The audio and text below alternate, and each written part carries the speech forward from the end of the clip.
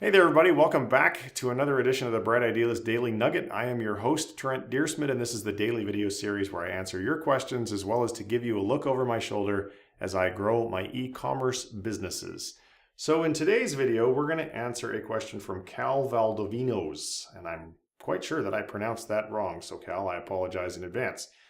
And his question is, what advice would I give to my past self? Well, that's the same advice that I give pretty much everybody every time I'm asked.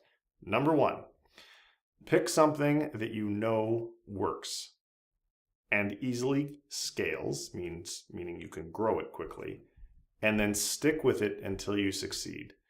The number one thing that I see getting in the way of every wannabe entrepreneur's success is the shiny object syndrome. They're looking for a shortcut to success. None exist. They're willing to put a whole 2 weeks into the business after buying yet another training course. And if it doesn't start making them scads of cash within 2 weeks, they give up and chase the next shiny object. This is absolute stupidity at its finest. Don't do that.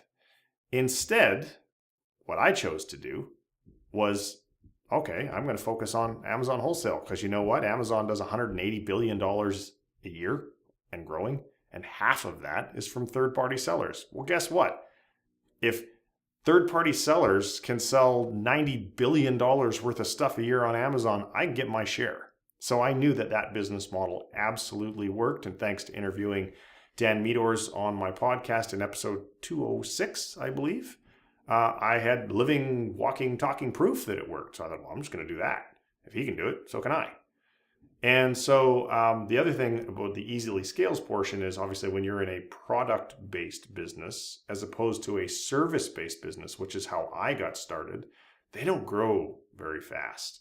And they're really hard to scale because every time you get more clients and get more work, you've got to hire very specialized people to do all that work, which is time consuming and expensive. And so I actually absolutely despise service-based businesses. Now, the great thing about a service-based business is you can start them with essentially no money because all you have for sale is your own time. But then the limitation becomes all you have for sale is your own time. You can try and augment that by hiring other people, but I wouldn't do it. I would focus on product-based businesses. All right, so number two, develop systems and build a team, which is exactly what I've done, which is why after less than a year, I no longer had any day-to-day operational role in my Amazon business. Now, does that mean I just abdicated all my responsibilities and didn't pay any attention? No, of course not. I paid a lot of attention, but I only worked on the business, which is to say that I was the leader. I was the person setting the vision and setting the goals and holding people accountable and developing the systems that they needed, and ultimately even delegated that to ensure that they were doing the work effectively, that we were making money, which is pretty important, and that we were growing. So new entrepreneurs, again, I think this is something that they struggle with. I've seen it. I've seen other people in my mastermind groups. They are wanting to extract the maximum dollars of profit so they can live the most comfortable lifestyle possible. Well, that's treating your business like a job. If you want your business to grow, you need to invest in it, which means that as the owner, you need to take the minimum amount of money that you can out of your business. Ideally, you take no money out of your business, at least for a little while, so that you can hire other people to do the things that you shouldn't be doing. Which brings us to number three, the things you shouldn't be doing. What you should be doing, or what the advice that I would give to my past self is, hey Trent, make sure that you're only focusing your time and your energy on the highest value activities that you cannot easily, or maybe not at all, delegate to other people. So in the beginning of the business, that was creating SOPs, standard operating procedures. There was no one there to delegate that to, so I did it. There was no one there to source, and I'm pretty good on the phone, so I was going to do that.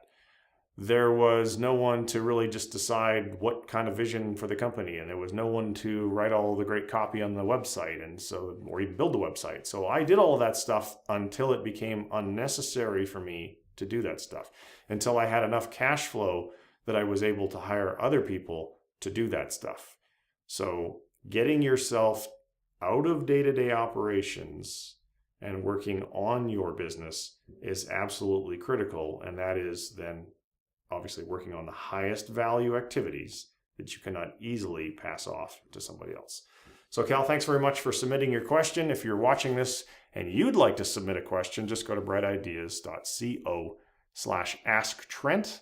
If you're not yet a subscriber and you'd like to get notifications of these videos, you'd like to get notifications of my Facebook Friday live sessions where you can come and ask your questions in real time, or you'd like to get notifications of the podcast interviews that I do with other proven entrepreneurs, just head over to Brightideas.co and enter your name and your email, and you'll then get those notifications. Thanks very much for tuning in. We'll see you in the next video. Take care. Bye-bye.